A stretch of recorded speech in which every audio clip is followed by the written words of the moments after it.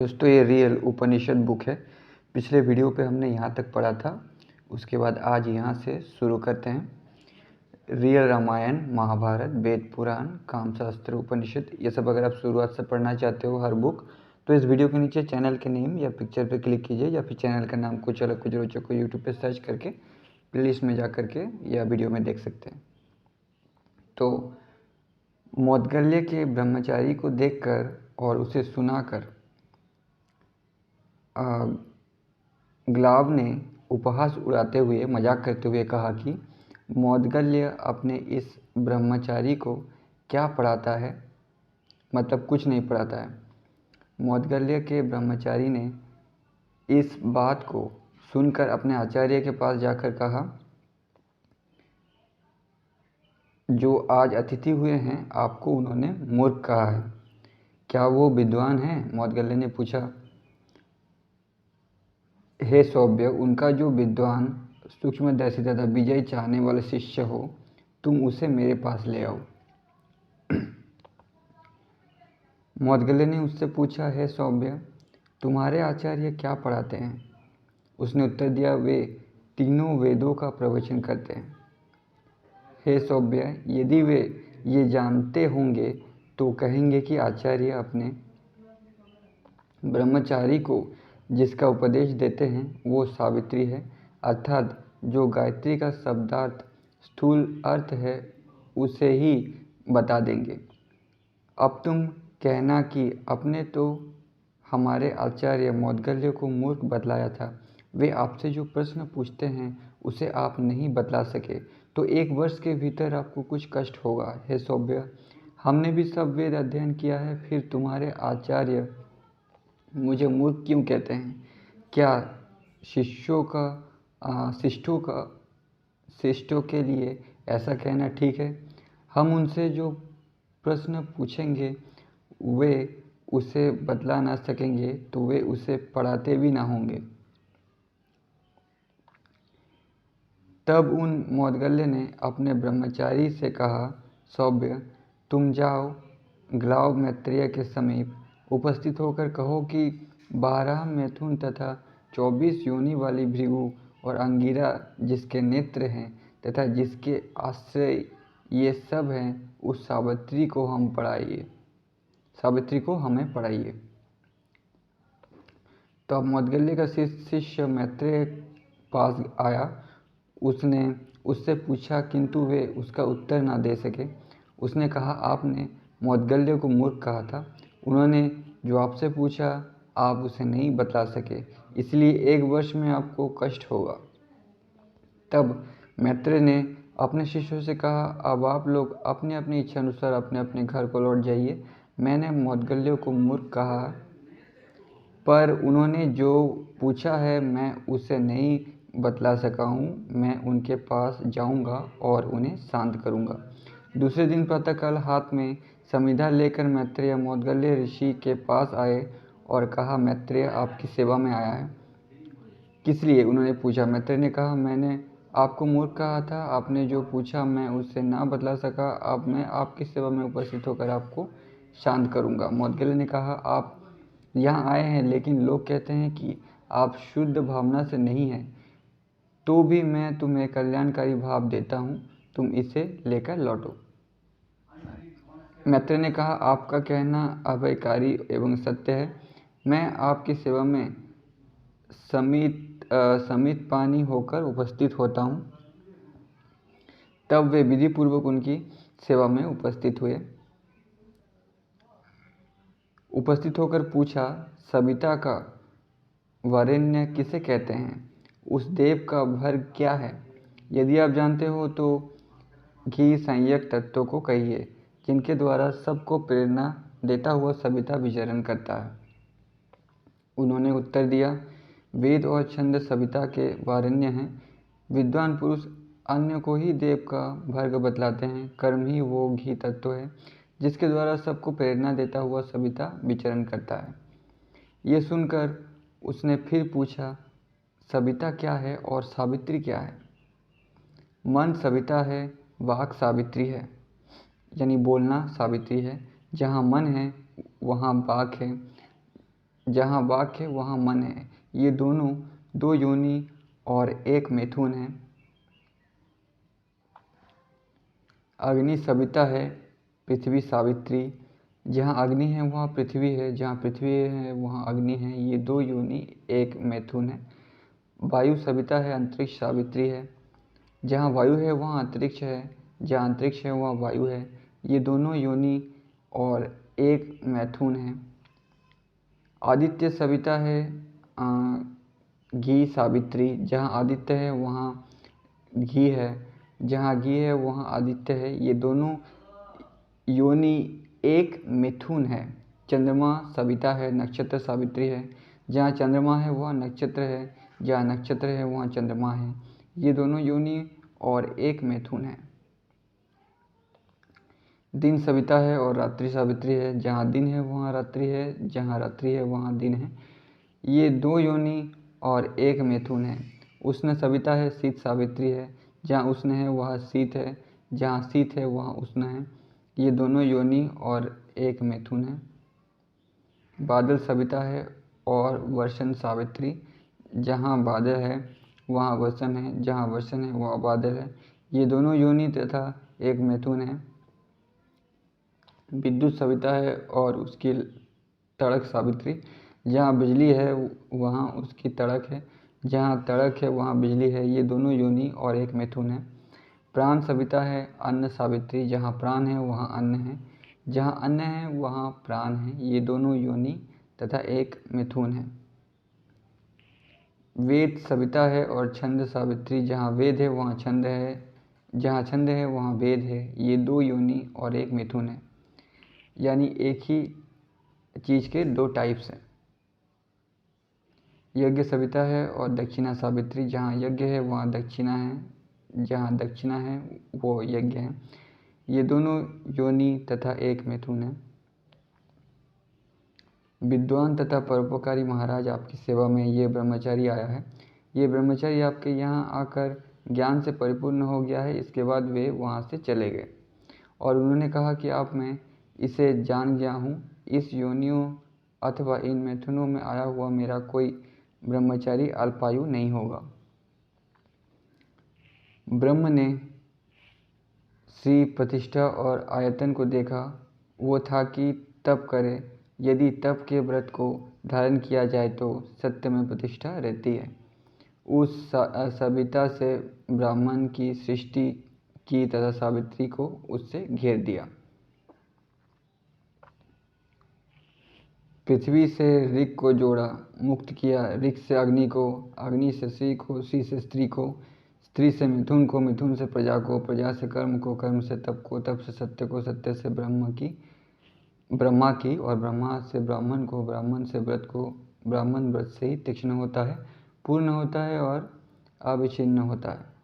जो इस प्रकार से इसे जानता है और जानकर जो विद्वान इसकी इस प्रकार व्याख्या करता है वो उसका वंश तथा उसका जीवन अविच्छिन्न होता है।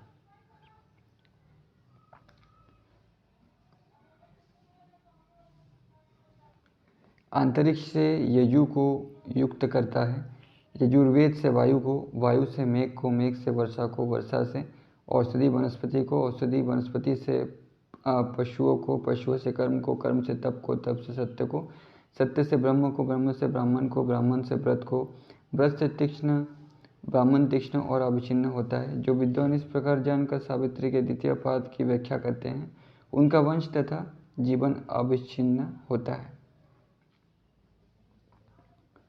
दुलोक से शाम को युक्त करता है, शाम से आदित्य को, आदित्य से रश्मियों को, रश्मियों से वर्षा को, वर्षा से औषधि वनस्पति को, औषधि वनस्पतियों से पशु को, पशुओं से कर्म को, कर्म से तप को, तप से सत्य को, सत्य से ब्रह्म को, ब्रह्म से ब्राह्मण को, ब्राह्मण से व्रत की, व्रत से ब्राह्मण तीक्ष्ण, पूर्ण और अविच्छिन्न वंश वाला होता है।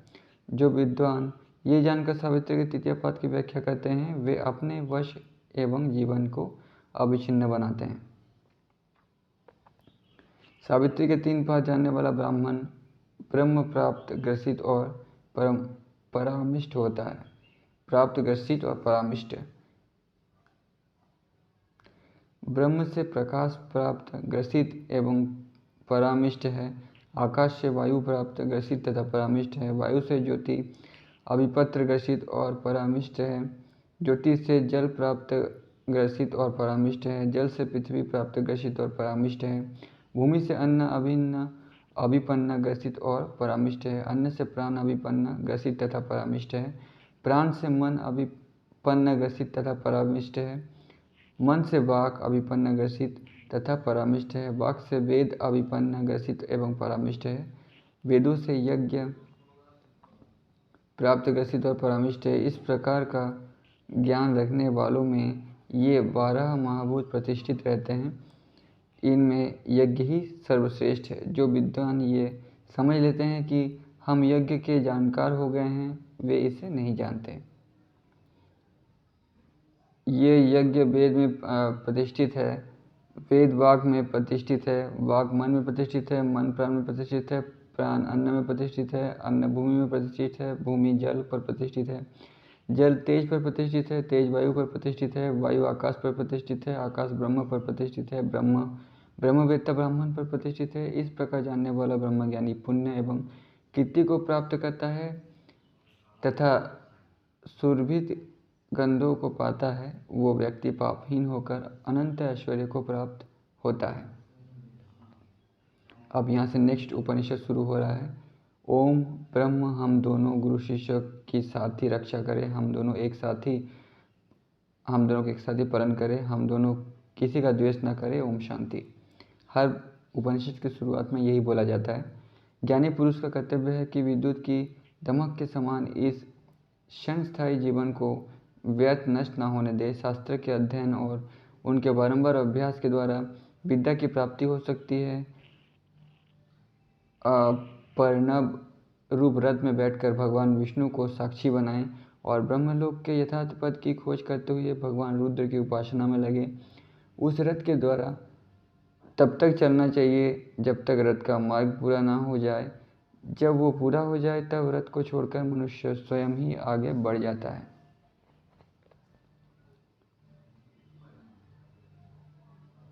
प्रणव की आकारादि मात्राएं और उनके लिंगभूत पद तथा आश्रयभूत विश्व विराट आदि के ध्यान पूर्वक उनका त्याग करते हुए स्वरहीन मकार के वाचक ईश्वर का ध्यान करने से साधक की तुरीय तत्व में प्रविष्टि होती है। वो तत्व संपूर्ण प्रपंचों से सर्वथा दूर है। शब्द स्पर्श आदि विषय और उन्हें ग्रहण करने वाली इंद्रिया और मन इन्हें सूर्य के समान अपने आत्मा में रश्मियों के समान देखे। इस प्रकार अनात्म पदार्थों से मन इंद्रियों को हटाकर आत्मचिंतन करे। इस प्रकार का चिंतन ही प्रत्याहार कहा गया है। योग के 6 अंगों में प्राणायाम, ध्यान, धारणा, तर्क, समाधि के साथ प्रत्याहार की भी गणना है। स्वर्णादि धातुओं का मल उन्हें तपाने से दूर होने के समान ही इंद्रियों द्वारा प्राप्त दोष प्राणायाम से दूर हो जाते हैं। प्राणायाम से दोषों को और धारणा से पापों को जला डाले। इस प्रकार पापों और उनके संस्कारों को नष्ट करता हुआ आराध्य देव के स्वरूप का ध्यान करते हुए वायु को भीतर स्थिर रखना, छोड़ना, खींचना आदि करें। यानी प्राणायाम योगा के बारे में बात हो रही है यहाँ पे, सांस को खींचना छोड़ना। व्याहतियों और ओंकार के सहित गायत्री मंत्र का 3-3 बार पाठ करते हुए पूरक कुंभक रेचक करने को एक प्राणायाम कहा गया है। रेचक प्राणायाम वो है जिसमें प्राण वायु को आकाश में निकालकर हृदय को वायु में शून्य और चिंतन से शून्य करे। मुख से कमल नाल द्वारा जल खींचने के समान धीरे धीरे वायु को अपने भीतर खींचना पूरक है। सांस को खींचे ना निकाले, शरीर को ना हिलाते हुए स्थिर रहे। इस प्रकार प्राण वायु के रोकने को कुंभक प्राणायाम कहा जाता है। अंधे को जैसे कुछ दिखाई नहीं देता, वैसे ही साधक रूपों को देखते हुए भी कुछ ना देखे, बधिर के समान ना सुने और देह को काष्ठ के समान समझे। ये प्रशांत स्थिति है। मन को संकल्पात्मक मानकर उसे आत्मा में लय करते हुए परमात्मा चिंतन में लगाए। ये धारणा स्थिति है। शास्त्रों से अनुकूल विचार करना तर्क है और जिसे प्राप्त कर अन्य प्राप्त होने वाले द्रव्य की तुच्छ मान लिया जाए, वही समाधि स्थिति है। मतलब जो एक बार मिल जाए तो उसके बाद बाकी सारा तुच्छ लगे, वही समाधि है, जो ध्यान और प्राणायाम से किया जाता है। स्वच्छ एवं दोष रहित भूभाग में पद्मासन, स्वस्तिकासन, भद्रासन में से किसी एक योगासन को लगाकर उत्तराभिमुख बैठे और मानसिक रक्षा करता हुआ मंडल का जप करें। फिर एक अंगुली से नाक के एक छिद्र को बंद कर खुले छिद्र से वायु को खींचे, जैसे अनुलोम विलोम होता है। एक नाक को बंद करके दूसरे नाक से सांस लेना और फिर दूसरे नाक को बंद करके पहले नाक से सांस छोड़ना। फिर दोनों छिद्रों को बंद कर वायु को रोके और एकाक्षर ब्रह्म रूप तेजोमय शब्द प्रणव का चिंतन करे और इसी का चिंतन करते हुए धीरे धीरे वायु को निकाल दे। इस प्रकार प्रणव रूप दिव्य मंत्र के अनेकों बार प्रयोग द्वारा चित्र का मल दूर कर देना चाहिए। इस प्रकार प्रणव का चिंतन करें। एक समय में एक प्रणव गर्भ प्राणायाम को स्थूलातिस्थल मात्रा से अधिक न करें। अपनी इष्ट को सामने, ऊपर अथवा नीचे की ओर स्थित कर अचल रूप से स्थिर रहकर योग का अभ्यास करना चाहिए। इस योग का अभ्यास नियत योजना के अनुसार करना चाहिए। ये लाल वृक्ष के समान कुछ समय में ही फलदायक है। इसमें 12 मात्राओं की आवृत्ति समान समय में निश्चित की गई है। जैसे कृष्ण गीता में कहते हैं कि ज़मीन पर कुशन बिछा के ध्यान करने, तो वो इसी के बारे में कहते हैं जो यहाँ पे बताया गया है। ये प्रणव ना बाह्य प्रयत्न से उच्चारित नहीं होता। ये ना व्यंजन है, ना स्वर है, कष्ट, तालु, ओष्ठ और नासिका से भी नहीं बोला जाता। ना ये मूर्धा से उच्चारित तय होता है, ना दंत नामक स्थान से। ये कभी क्षरित नहीं होता। प्रणव का प्राणायाम रूप में अभ्यास करें और मन को नाद रूप में निरंतर लगाए रहें, जिससे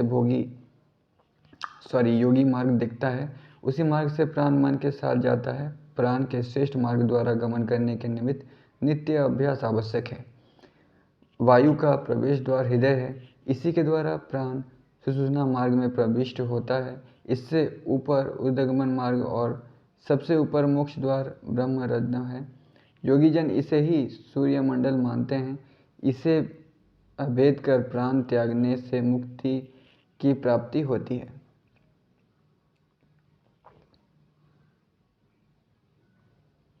योगी के लिए भय, आलस्य, अधिक निद्रा, अधिक भोजन, अधिक जागरण, निराहार रहना और क्रोध करना त्याग्य है। इस प्रकार मतलब आलस्य, भय, अधिक निद्रा, अधिक भोजन ये सब नहीं करना चाहिए। इस प्रकार नियम पालन पूर्वक नित्य अभ्यास करने वाला योगी स्वयं ज्ञान प्राप्त कर लेता है। 4 मास में वो देव दर्शन करने लगता है। 5 में यदि वो चाहे तो वो जीवन मुक्त अवस्था को पा लेता है। पृथ्वी तत्व की धारणा के समय प्रणव की 5 मात्राओं का चिंतन करें। जल तत्व धारणा और समय 4, अग्नि तत्व धारणा के समय 3 और वायु तत्व धारणा के समय 2 मात्राओं का चिंतन करना चाहिए। आकाश तत्व की धारणा के समय प्रणव की 1 मात्रा का और प्रणव का चिंतन करते समय उसकी अर्ध मात्रा का ही चिंतन किया जाता है।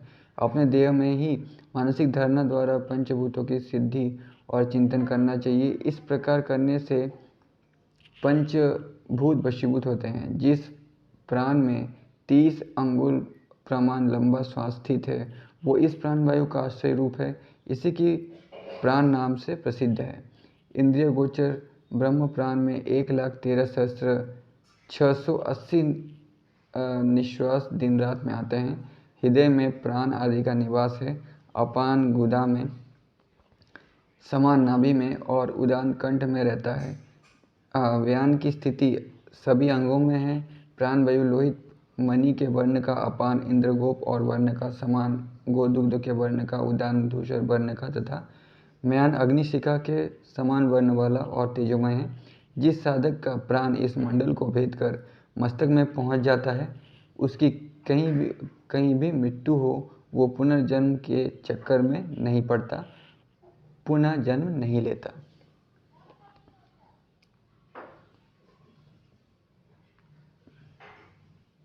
हे भगवान, आप अक्षर नासीन सोम परमेश्वर रूप में और सुषुम्ना मार्ग से इस सहस्त्रार चक्र में ध्यान करने पर सत्तामात्र से स्थित एक ही परम तत्व एकाक्षर रूप में अवशिष्ट रहते हो। हे भगवान, जो कभी भी एक स्वरूप से भिन्न अन्य रूप में प्रतीत नहीं होता, वही एकाक्षर परमाक्षर रूप आप है। जैसा कि यदक्षर पर ब्रह्म कहकर सर्वत्र प्रसिद्ध है, तो ही संसार का कारण प्राणी मात्र का स्वामी पुरातन पुरुष तथा स्वरूप हो, जो कि वर्षा आदि के द्वारा भुवन का रक्षक है। तो ही विश्व के कण कण में जीवन शक्ति के रूप में व्याप्त है तथा कवियों की दृष्टि को आश्रय करके विराट रूप ग्रहण कर भुवन का रक्षक है। अथवा तू ही कवियों का आधारभूत बहिन रूप तथा संसार का रक्षक है। जो तू जन्म रहित ब्रह्म है, वही तू बहिन रूप तथा यज्ञ रूप भी है। तू ही एकमात्र व्यापक तथा पुराण पुरुष है। तू ही मुख रूप से यानी सूत्र रूप से, जैसा माला के प्रत्येक मणके में सूत्र रहता है, संसार की उत्पत्ति का कारण है। तूने एक ही पैर से विश्व को व्याप्त कर रखा है। जैसे पुरुष सूक्त में अदुष्ट विश्वभूतानि लिखा है, इसी कारण तू इस सृष्टि का उत्पत्ति स्थल भी है। तू ही विश्व की उत्पत्ति करने वाला विश्व का कारण एवं पराशु अर्थात मुख्य प्राण है, जो कि कण कण में जीवन शक्ति रूप से व्याप्त है। वो विष्णु स्वरूप है तथा उसमें भी संसार के नियंता रूप में कुमार स्वरूप अच्छे धनुष वाला है। तो ही हिरण्यगर्भ रूप से प्रसिद्ध मध्यान्हकालीन सूर्य वर्ण के बाण को खींचकर माया निर्मित इस प्राणी वर्ग के हृदय रूपी आकाश में प्रकाशित होता है। तेरे ही प्रकाश से प्रकाशित सूर्य आकाश में प्रकाशित होता है। तू ही कार्तिकेय के रूप में देवताओं का सेनापति है। यानी कहने का मतलब है कि तू ही सब कुछ है, क्योंकि एक भक्त के लिए उसके भगवान के अलावा और दूसरा कोई नहीं है। वही सब कुछ मानना धर्म है, इसलिए ऐसा कहा गया है। तू अरिष्ट नेमी है, इसी प्रकार के विघ्न का नियमित करने वाला है। इंद्र रूप में तू वज्र धारण करने वाला रूप, रुद्र रूप में प्राणियों का स्वामी है। तू ही चंद्रलोक में पितरों का काम रूप है। तू देवताओं पितरों की तृप्ति का देह यज्ञ तथा श्राद्ध आदि में किए जाने वाला स्वाहा श्रद्धा और बसटकार है। तू ही प्राणी मात्र के हृदय में ओतप्रोत है। तो दोस्तों, वीडियो बहुत बड़ा हो गया है, यहाँ से हम लोग नेक्स्ट वीडियो पे पढ़ेंगे। आज के वीडियो पे इतना ही, मिलते हैं अगले वीडियो पे, तब तक के लिए धन्यवाद।